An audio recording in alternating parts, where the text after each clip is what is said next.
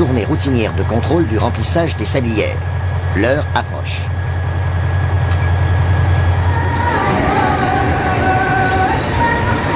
En gare, les voyageurs commencent à se bousculer et, à 9h12 précise, le CT fait son apparition.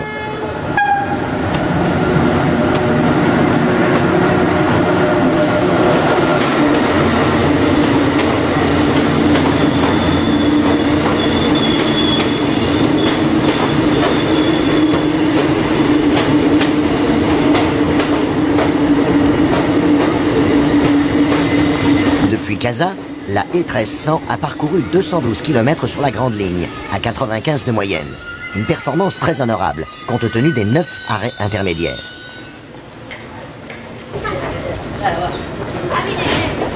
Gare de correspondance entre les directions de Meknès, Casablanca et Tanger, Sidi Kassem est aussi un point d'échange de machines et de rebroussement. À l'autre bout du convoi, la DF s'approche pour la mise en tête.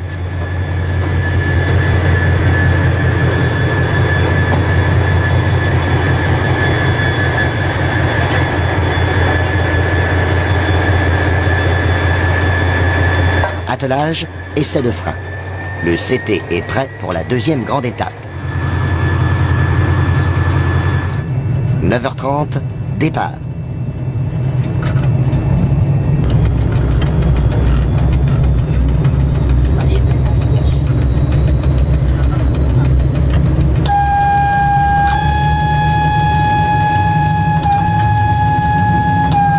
Rachid, assisté par son chef de train, exécute progressivement sa montée en vitesse.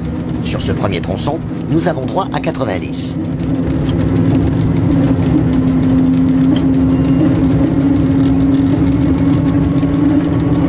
Dès la sortie de la gare, nous laissons la grande artère sur notre gauche pour nous engager sur la voie unique.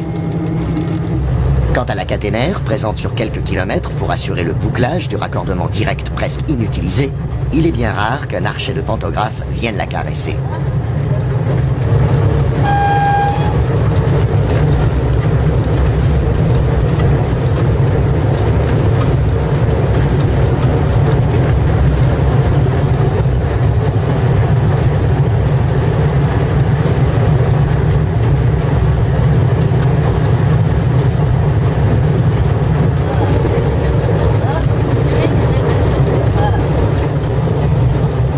Avertissement fermé, un croisement s'annonce.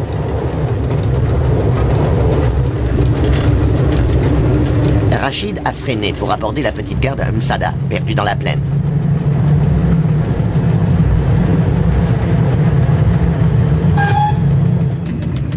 C'est ici que nous rencontrons le train 21, Tanger-Casa, lui aussi remorqué par une DF. Cas général pour les 4 allers-retours quotidiens qui empruntent la ligne.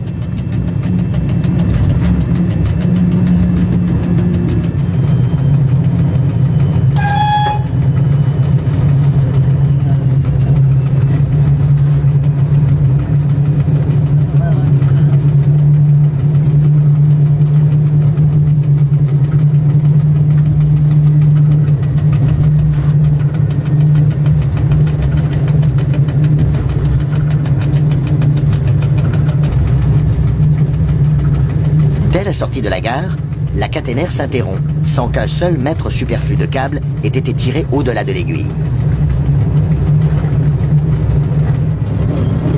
Et Rachid reprend sa vitesse, en exécutant rigoureusement les mêmes gestes que ses confrères de la ligne 4 ou de la transversale Lyon-Tours, si l'on fait abstraction d'un usage beaucoup plus généreux de l'avertisseur.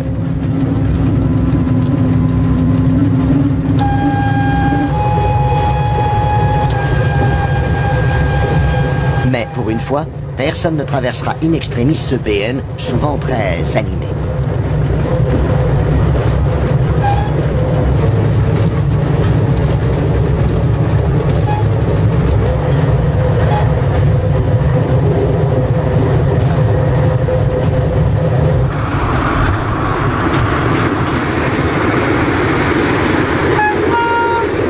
Sonorité d'un chemin de fer à l'ancienne.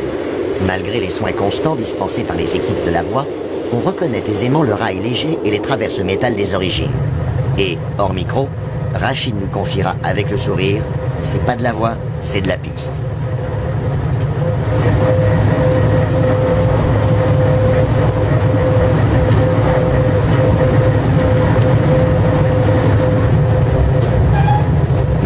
observateurs européens, qui pourraient citer bien des exemples similaires sur les petites lignes de la France profonde, prêtera davantage attention à l'environnement, beaucoup plus proche ici de l'image traditionnelle que sur la grande ligne.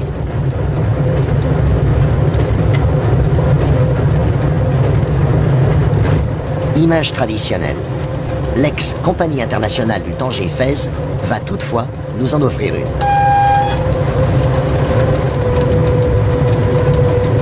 Ce ralent annonce un point singulier très caractéristique de ce que furent les lignes coloniales et du souci d'économie qui a présidé, voici 80 ans, à la construction de la première voie normale du Maroc.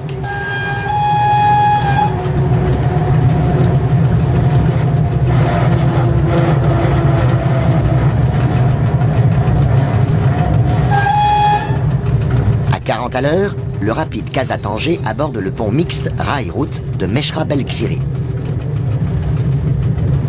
Une curiosité, dont les jours sont toutefois comptés.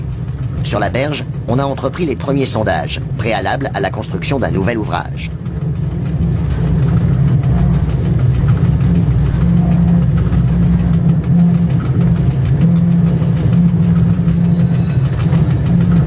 Image traditionnelle, hangar aussi, à quelques centaines de mètres de là. Devant le bâtiment des années 20, les voyageurs attendent patiemment leur train.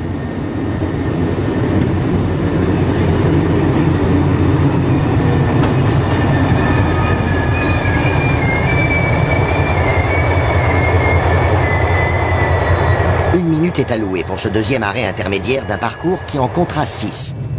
Rachid ne va pas tarder à recevoir le signal de départ.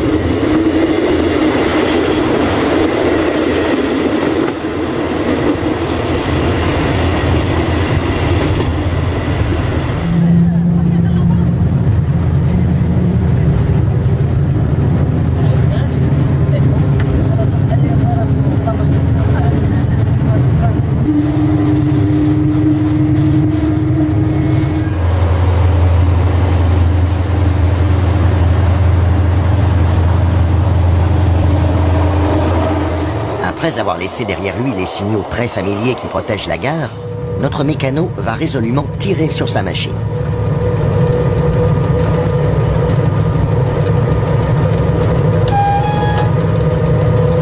Ici débute la seule section de la ligne autorisant le 140.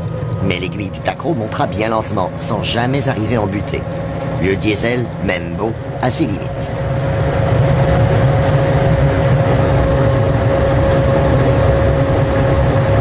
Et les kilomètres défilent dans un paysage toujours plat, mais d'où la vie n'est jamais totalement absente.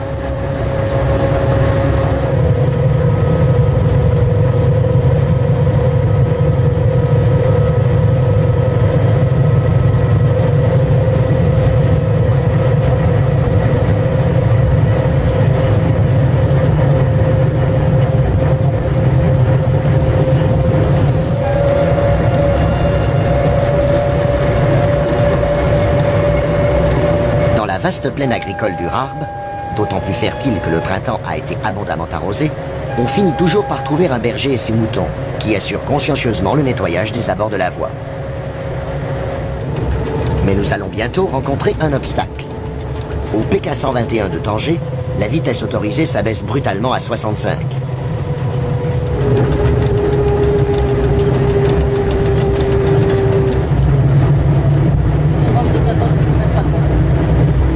Le passage à niveau marque le début d'une rampe de 15 pour 1000, unique intermède accidenté sur ce parcours facile.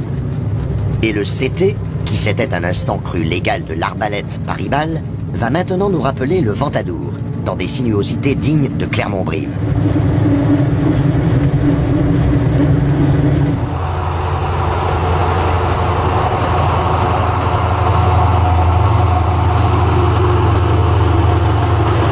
Toute internationale qu'elle fut, La compagnie originelle n'était pas riche. Il s'agissait d'un projet essentiellement politique, et l'adjectif économique ne s'est jamais appliqué qu'aux conditions d'exécution de la ligne, et en aucun cas à son rôle.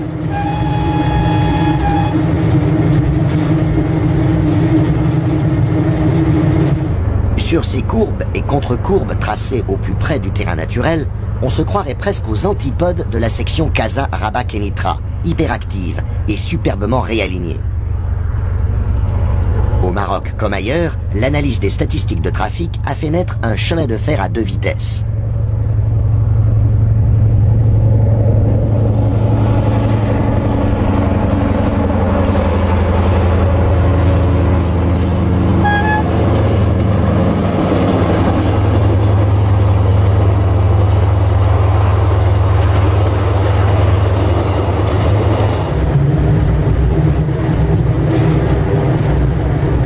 Après quelques kilomètres d'effort, voici la petite gare d'Arbawa, qui coïncide avec le point culminant, tout aussi modeste. L'altitude n'excède pas 130 mètres.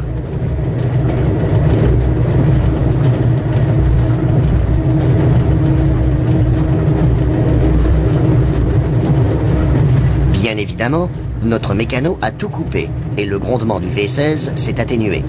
Ici débute la descente vers le bassin de l'Oued Loukos.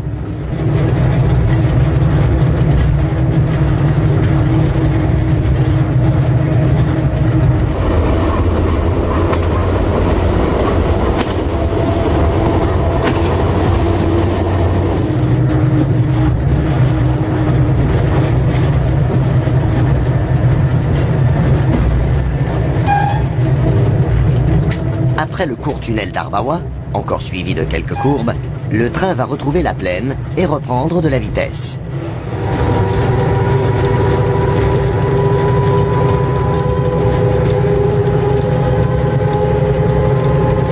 Simultanément, nous quittons ce qui fut jadis le protectorat français, pour entrer sur l'ex-territoire du Maroc espagnol.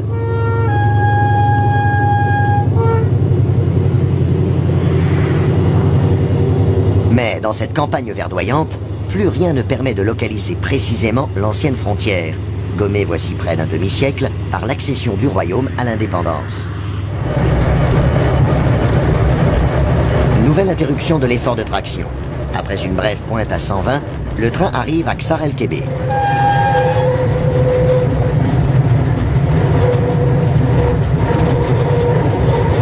On comprendra vite que ce gros bourg n'a pas les mêmes prétentions touristiques que les fameuses villes impériales, mais il s'agit tout de même de l'étape intermédiaire la plus importante du parcours.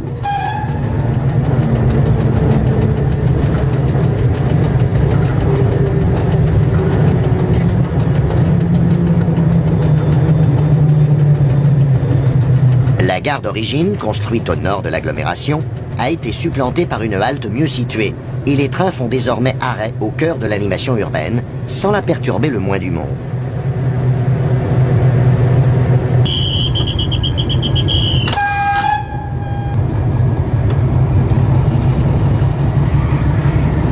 Le flux incessant s'interrompra tout de même un instant, pour laisser repartir le convoi.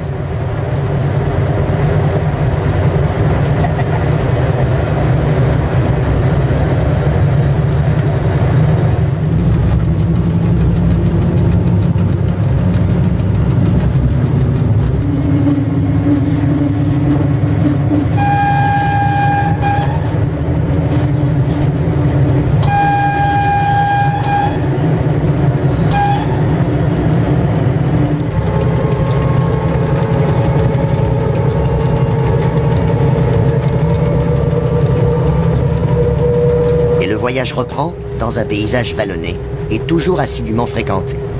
L'agriculture marocaine, comme le chemin de fer lui-même, est riche en hommes.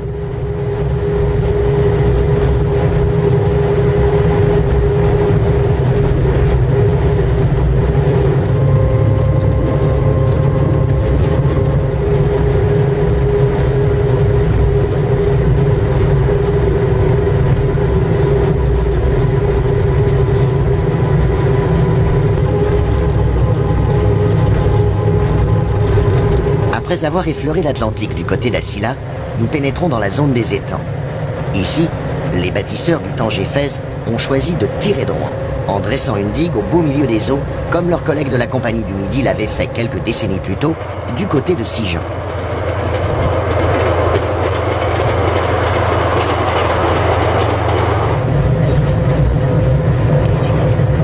À 100 à l'heure, une vision fugitive nous rappellera tout de même que nous ne sommes pas entre Languedoc et Roussillon, bien que l'Europe soit désormais toute proche.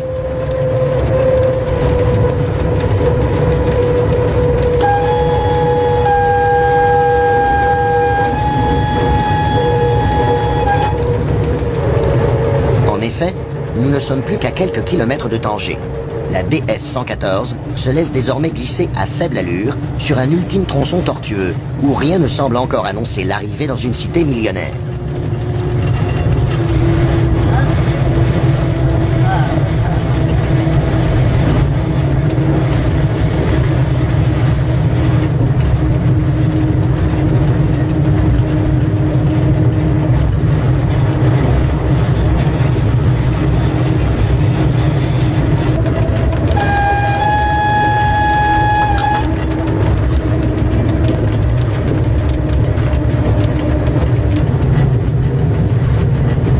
On finit tout de même par se faire à l'idée, même si le rail n'aborde la ville qu'en catimini, et en s'abstenant depuis quelque temps de la pénétrer.